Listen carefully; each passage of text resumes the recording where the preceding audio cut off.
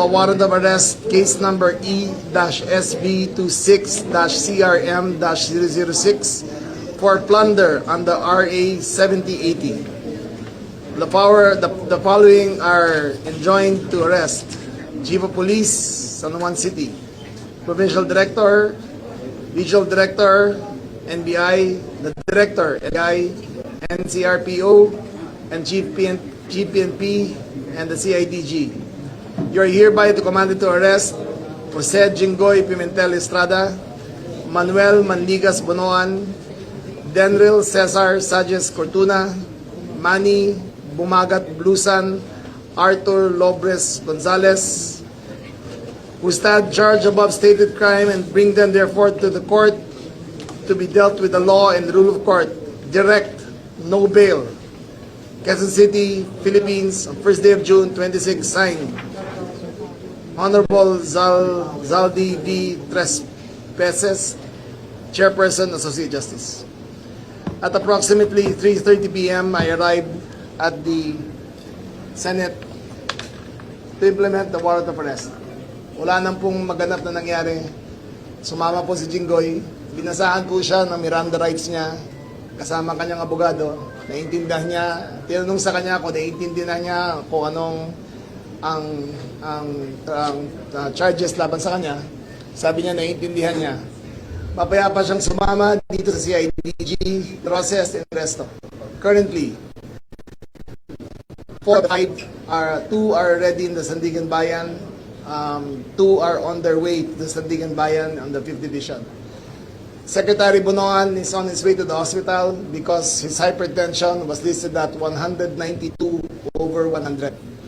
He will be kept there for an indeterminate amount of time before he stabilizes, and when the doctor says that he is fit to stand trial, then he will be brought to the Sandigan Bayan. Meanwhile, full security po siya, hindi po siya makakalabas at restricted access papunta sa kanya. Senator Jinggoy cooperated fully together with the other accused. They were found to be in good health and are now on their way to face the courts. Questions? Sir, nakunan kayo ni Senate SP Alan Cayetano na parang medyo nagtatalo pa kayo. Was he requesting for you not to arrest him? No. The question was whether yung separation of the executive and the judiciary and the legislative. Sabi niya, even at the time of Salonga, he protected Enrile. Ang sabi ko sa kanya, in a not very calm voice kasi umakit na, "Sir, I'm sorry, you lost that privilege when Bato escaped."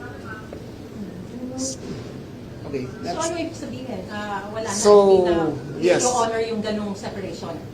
We will inform them, we will give them the courtesy, but if there's an arrest to be made, we will make the arrest. So just for clarification, ang tamang term is you went there to arrest him, you served the warrant, so it means he was arrested, or did he surrender? We arrested him. I went there personally together with the CIDG. He was read his Miranda rights, and from there he was brought here to Krami to be processed. How about the 4 others? Did they personally surrender? Secretary Bonoan went here. The one from DPWH, I forgot his name.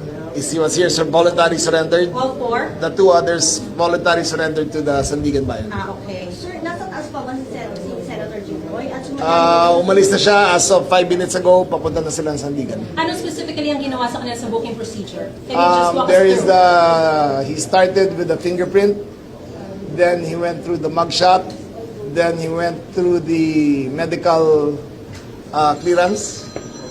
Tinapos muna silang tatlo.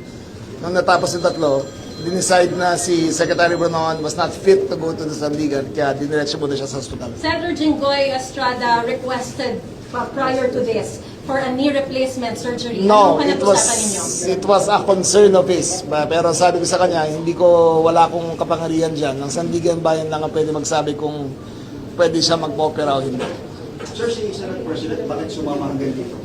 I think to show solidarity with Jinggoy, he said that sasamahan kita pre, and that's his exact words, sasamahan kita. Wala naman siyang other request, sir? Maliban mo siya nakapit? Wala naman. Sir, si Bonoan, sa ospital mo, dito ba ba sa... Hindi ko alam eh, sasabi ko kung saan, kung saan yung PNPGH. PAP and PH, yes. So, dito sa hospital ng I think so. GMA? Dito ba? Sa medical? Dito ba? Sa atin. Dito rin. Ah. Hospital ng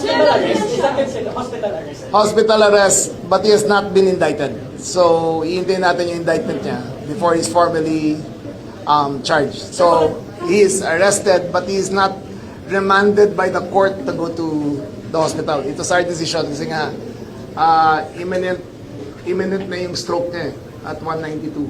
So, ito sa our decision na dalhin muna siya ron bago siya i-transport papunta ng Sandigan. Sa assurance natin na walang special treatment po kay Senator Jinggoy.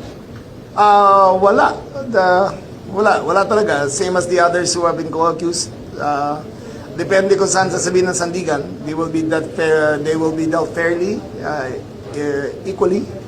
No special privileges. You have no idea where exactly they'll be committed at this point? Sandigan is the only authority to say that. Pero hindi po ba sir sa UPCJ kung saan nakakulong ng mga ibang akusado?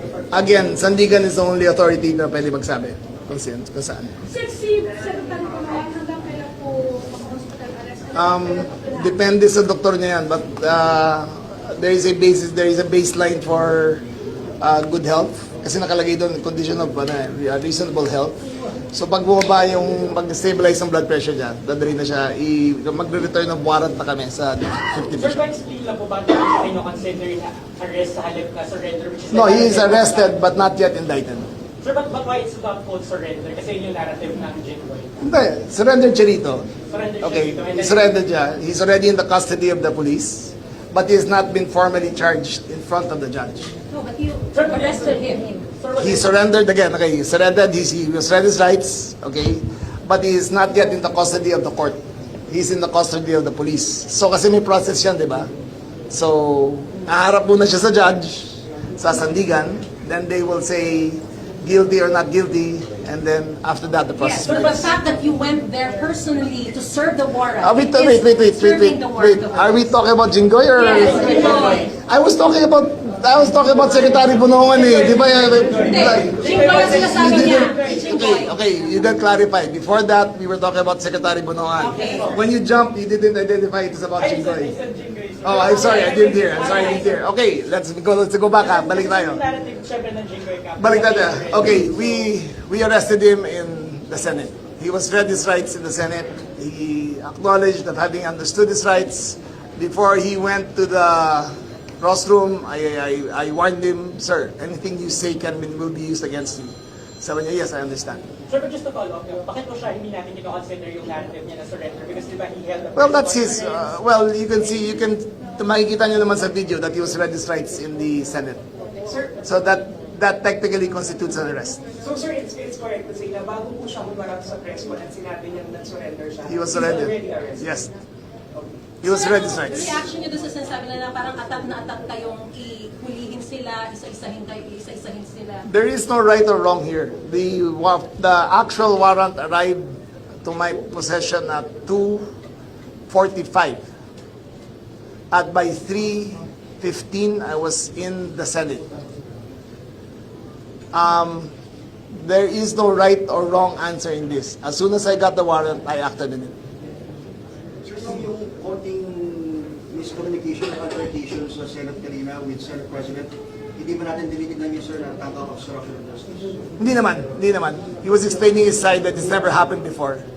But my side was that nung nakawala si Bato, you lost that privilege already of having protective custody. Paano niya tinake yun, sir, yung statement mo? We're fine. Magkasama kami rito sa taas. We were talking afterwards and he understood. Sir, ba't niya sinasabi yun? Di ba ang sinabi naman niya talaga from the very beginning, if it's a local court that will issue the arrest warrant, susundin nila. Yes. Bakit may ganun? He was insisting that nobody could be arrested inside the Senate. He was requesting that he be brought out of the Senate first. But this is beyond 6 years that we're talking about. Exactly.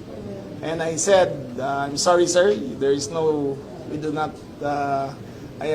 you lost that privilege when Senator Bato escaped. We will arrest him now on the spot. Was it only because of the escape of Bato or because there's also a 6-year rule na if it's beyond 6 years? Both. Usually meron kasing Senate and executive respect for the leadership.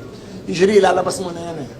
But tama na, di ba? Tama na. There's no more hiding behind the curtains of the Senate. Sir, So, sir, sir, moving forward- pinayagan niyo ba na mag-press con siya? Dahil It's within his rights. I warned him. I did warn him. I told him, whatever you say can be used against you. And he said he understands. So So, now that you're saying na they lost that right after Senator Bato escaped, are you saying that he has it's also not a right. hand It's not a in right. the escape of Senator It's not a Bato? right. It's a privilege. Or Okay, is it, it's a privilege. So It's a whether privilege. it's a privilege or No, not, I am are you not saying that he implying. has a I am hand not. on the I am escape? not implying anything other than Senator Bato escaped and that we revoke that privilege of separation in terms of arrest. That we can arrest anybody inside the Senate building if necessary. Sir, Would so that be a moving forward, precedent sa mga susunod na lawmakers na maaalis? If it is necessary, we will always do what is necessary according to the bounds of law. Remember, there is no such law as you cannot arrest anyone inside the Senate. It is There's no such law. it's a privilege granted to the legislative. So for the first time, Because of courtesy? because of courtesy, it is a courtesy. But there is no such law which prevents us from arresting anyone in the Senate. So even if it's not beyond 6 years? I there's no think such what law? is, let me get this straight and you can research it for me, but I think what is not allowed is if they are in session. Okay. But after Sir, session. naka-content na, sir. Naka-content na po. Yes, all five are accounted for. We will entertain last two questions from the media. Sir, possibility po ba na dito siya mag-stay? Kasi yung port po hanggang... It's up to the Sandigan Bayan. It's up But it's a to, possibility you will welcome here, sir. we have no, the Sandigan Bayan determines where he'll be incarcerated. Pero ready ba ang custodial facility? The custodial Ready ba siya? facility is barely livable. But meaning puro daga, Wala na bang nakasala doon? it is about to be demolished because for to build a new facility. So Wala na nagsistay doon ngayon? I'm not familiar kung mayroon pa. PMP chief? Meron pa ba? Wala na nagsistay doon sa... Meron yata konti na lang yung mga Chinese na nahuli namin dati sa kidnapping. Sir, bago kayo mag-iwalay ni Senator Jinggoy, ano yung last message niyo po sa inyo? Sabi niya, salamat pa rin. Yun lang. And then, there was a slight altercation between me and the daughter. She gave me the dirty finger and cursed at me. I said, it's okay. I understand you're emotional. Sino pong daughter, sir? I don't know which one. I don't know. But I said, it was nothing personal. Naging emotion lahat. Okay, thank you very much. All details. Thank you. Please Thank you. request for the mugshots. No, not yet, not yet. Why? We will release it on time. And the process, they took the pictures 5 minutes ago, so we can't release now. Thank you very much. Thank you very much.